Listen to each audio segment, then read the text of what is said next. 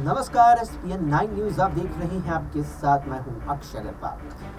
हरियाणा में हंगामा मचा हुआ है। कैसा? वो है सियासी हंगामा।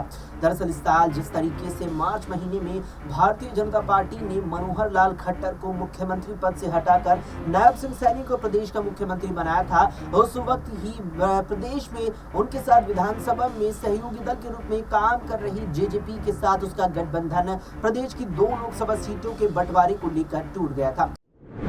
आम चुनाव में 7 दिन बचे हैं और आज इस घड़ी में आपकी रोहतक लोकसभा के प्रचार में हम आए और लगभग आधा दर्जन गांव में जो जन समर्थन दिखा है, मैं मानता हूं रोहतक की जनता मन बना रही है कि एक आम घर के बच्चे को, रविंदर को ऐतिहासिक वोटों से वो अपना सांसद चुनकर पार्लियामेंट में अपनी आवाज बनाकर देगी। राष्ट्रीय पार्टियों के गूंगे बहरे सांसद बनकर नहीं, जो राष्ट्रीय मुद्दों में प्रदेश की अपने कॉन्स्टिट्यूएंसी के हित की बात बोलनी छोड़ जाते हैं, बल्कि ऐसे को चुनकर भेजे जो असलियत में हरियाणा प्रदेश की रोहतक लोकसभा की लड़ाई लड़े। और जिस अपार जन समर्थन के साथ आज स्वागत हुआ, चाहे वो छारा हो, गोची हो, चाहे हसनपुर हो, मैं मानता हूं कि एक बदलाव के मन में हरियाणा की जनता है जो बीजेपी कांग्रेस की 60 गांठ की पोल खोलने का काम करे।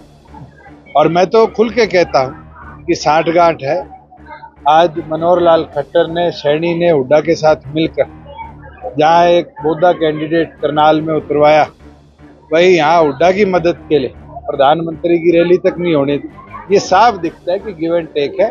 और गिव एंड टेक के अंदर तो ये भी है कि अगर कांग्रेस किसी बहाने जीत भी जाए तो फिर बीजेपी 1 सीट अपनी राज्यसभा में बढ़ा लेगी।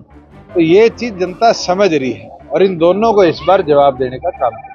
जननायक जनता पार्टी के लगातार विरोध को किस तरह से देख रहे हैं? विरोध भी अपने कर रहे हैं। मैं आया हूँ हसनपुर, किसी ने विरोध किया, मैं गोची गया, मैं छारा गया।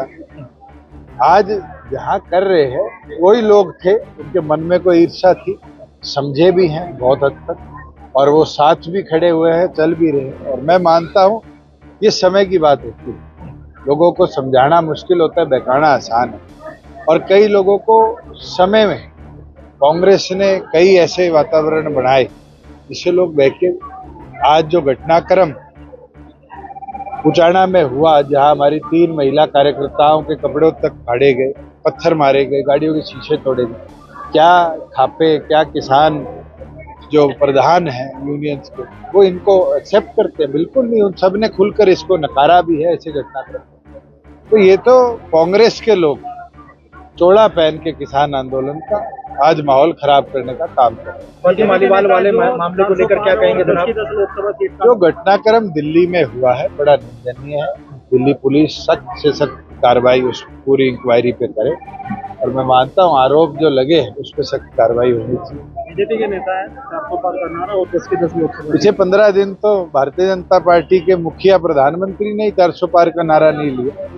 अब तो साफ दिखने लग गया कि 400 पार भी कहीं ना कहीं 200 से नीचे ना आके रह जाए। आज हौसला दिन प्रतिदिन गिर रहा है और रुझान आ भी गए।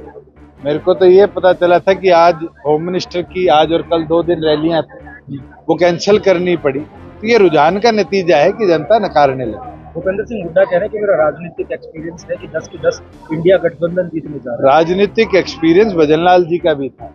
वो तो कहते थे मैंने राजनीतिक PhD करी है। करनाल की जनता ने उनकी राजनीति PhD पढ़ी थी। जो लोग आज इस तरह के घमंड में कांग्रेस का सत्यानाश कर चुके, जनता जवाब देगी। पुत्र मोह में आज उनने किरण चौधरी की टिकट कटाई, आज उनने कैप्टन यादव की टिकट कटवाई, करण दलाल की टिकट कटवाई, विजेंद्र की टिकट कटवाई, और तो और उनके साथ उनका बेस्ट फ्रेंड है कुलदीप शर्मा, उसके छोरे की टिकट कटवा दी।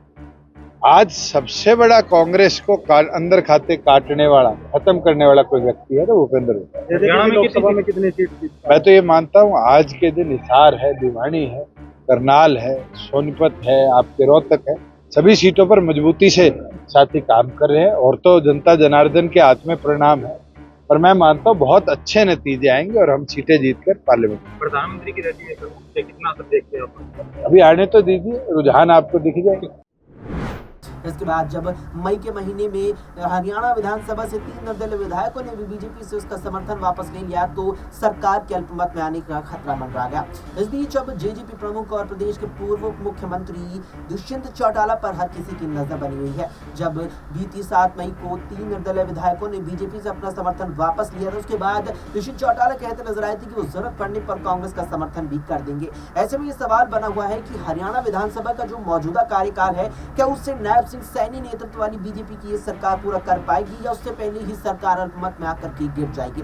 इस बीच दुष्यंत चौटाला को लेकर भी हर किसी की नजर बनी हुई है, जो इस बार हरियाणा में विधानसभा चुनावों से पहले लोकसभा चुनाव जो छठे चरण के 25 मई को होने हैं वो अकेले लड़ रही हैं। ऐसे में यहाँ ये सवाल रहेगा कि दुष्यंत चौटाला कैसा कुछ प्रदर्शन करते हैं और क्या उनके यहाँ अकेले चुनाव लड़ने से भारतीय जनता पार्टी की मुश्किलें बढ़ेंगी, क्योंकि दुष्यंत चौटाला के अकेले चुनाव लड़ने से यहाँ पर कांग्रेस की राहें आसान, बीजेपी की मुश्किल बढ़ती नजर आ रही है। फिलहाल के लिए इतना ही। देश दुनिया की तमाम खबरों के लिए देखते रहें SPN 9 न्यूज।